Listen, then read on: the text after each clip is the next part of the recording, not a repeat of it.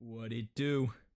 Bedtime crew. Hey man, listen, today I'm going to be talking about the biggest dark horse in every UFC division.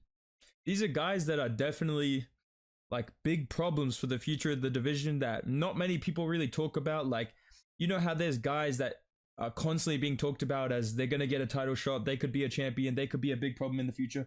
These are guys who have all the skills to be in that conversation, but they don't really get brought up the same way as other prospects or other top contenders. Okay, so hopefully this makes sense. I feel like you guys know what I mean, dude.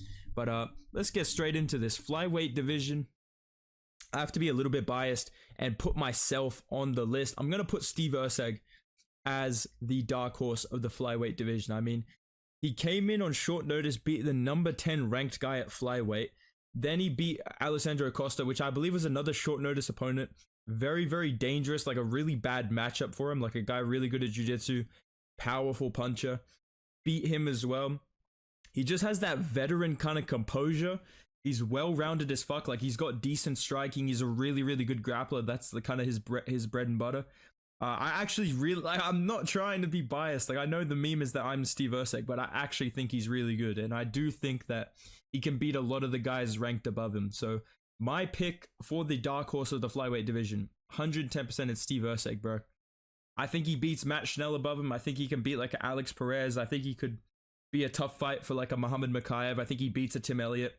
And the fact that he's ranked number 12 when he's beaten number 10 already, I don't like that, but you know, it is what it is. I think he's the dark horse. Let's move on. Bantamweight division. I'm going Jonathan Martinez. Now, you know this hurts me, dude. Real ones know that I'm an Adrian Yanez fan till I die. And it sucks to put somebody that beat him up as the dark horse of the division, but I like Jonathan Martinez. He's very, very talented, dude. The win streak that he's on, the fact that he's beat somebody with the last name Nurmagomedov, very impressive, even though it was a bit of a robbery. He destroyed Adrian Yanez, which, oh, fuck, man. That was CGI, but you know, it is what it is, dude. The style that he has, too, is very, very dangerous for a lot of the top guys. Those leg kicks that he brings out, decent defensive grappling as well, crazy speed in his punches and his kicks. I just think Jonathan Martinez has all the tools to be like a top contender at bantamweight. I really do, and I think that he can beat a lot of the guys ranked above him, but nobody really talks about, oh man, Jonathan Martinez is going to be a UFC champion. I think he has that potential. I really do. I think he has a similar style to kind of Chito Vera, except I think he's a bit more aggressive, a bit more like dangerous throughout the entire fight in terms of constantly chopping you down with leg kicks. So Jonathan Martinez, very underrated contender. Big year in 2024 coming, I believe. I think he's going to end up top 10, at least top 10 at bantamweight. Let's move on. Featherweight division. I'm going to pick Movsar Evloev or Mogsar Evloev, bro. Absolute Chad. Bro completely put up a 29-28 W against Arnold Allen. Everybody's handling it really well. But dude, come on, man. 18-0. The way that this guy wrestles, I mean, I like every time he fights, because he only fights once a year, it's really fucking annoying. I think that's why people don't really talk about him, because he only fights once a year. But dude, every time he fights, I'm like, holy fuck, this guy's so good at wrestling. Like every time I watch him wrestle, I'm like, holy shit, dude. Underrated striking as well. He's actually pretty good at getting out of the way of big shots. You saw against Arnold Allen, he was making him miss. He was landing good jabs. He was mixing in his striking and his wrestling. He's a really, really talented guy, and I do think he has just that natural kind of ability to steal rounds, win exchanges, where I feel like there's a really good chance we could see him end up as a UFC champion. I do think he could be an interesting matchup for Ilia Topuria. With Volkanovski, I think because he's had, 2 training camps for Islam, a training camp for Brian Ortega, the chances of Movsar Evloev just completely out-grappling Volkanovski, they're pretty low, but I do think against Topuria, that's a different story. So I think there's a world where we see Evloev become a champion, but not a lot of people talk about him like that, especially after the Arnold Allen fight. I don't think you're going to see a lot of people singing his praises, so I think he's a bit of a dark horse at featherweight. That's my pick. Let's move on. Lightweight division. Another grappler that everyone hates for no reason. Mateus Gamrot, dude. Scamrot Army, Gamer Army, rise up. This guy's literally going to be lightweight champion via injury TKO. Just accept it, dude. Mateus Gamrot, actually pretty good as well. Was kind of landing some good shots on Fiziev, was kind of piecing him up a little bit, was starting to find a good rhythm. Plus, the way this guy fucking scrambles is insane, and I think that win over Arman Sarukian even though it was controversial, I think it's going to age very, very well for him, because the way this guy's fights, I think he can hang with like an Islam Makhachev, a Charles Oliveira, an Arman Sarukian, because of his scrambling ability. If he was a pure striker, or he was just a wrestler, like there was no grappling like submission threat, I think he'd be a bit overrated. I think he'd be more of like a Colby Covington type fighter, where he'd need to use like cardio. But Gamrot actually has finishing abilities in terms of his grappling, and he's so good at scrambling, you never really see him end up in bad positions. It's kind of like Beneil Dariush if he was a little bit more athletic and not like 40 years old. So I think Mateusz Gamrot, very underrated, solid contender that could give Oliveira some troubles on the ground, could give Makhachev some troubles in the scrambles, could have another competitive fight with Arman Sarukian. And for that reason, the way that people talk about this guy, it's like he fluked his way to the top. I think he's a bit of a dark horse, and I think he's a bit underrated as a contender. Let's move on. Let's talk about the welterweight division, my personal favorite division, because it's going to be my division soon. JDM. JDM is a dark horse. They updated his shorts. It looks like he might be getting a fight soon. Am I tripping? JDM has not fought with these new shorts. Bro, they fucking updated his shorts. Oh yeah, because he's fighting Gilbert Burns. Never mind. I'm fucking retarded, dude. I was like, oh damn, did I just find out something secret? But listen, bro. JDM can outbox anybody in the welterweight division. I think he's going to beat Gilbert Burns. I'm glad to see everyone else is kind of starting to believe in the narrative that JDM's going to beat Gilbert Burns, because I do think he's a terrible matchup for Burns. His takedown defense is underrated. Like, he's actually pretty good at stuffing takedowns when he decides he doesn't want to roll for guillotines.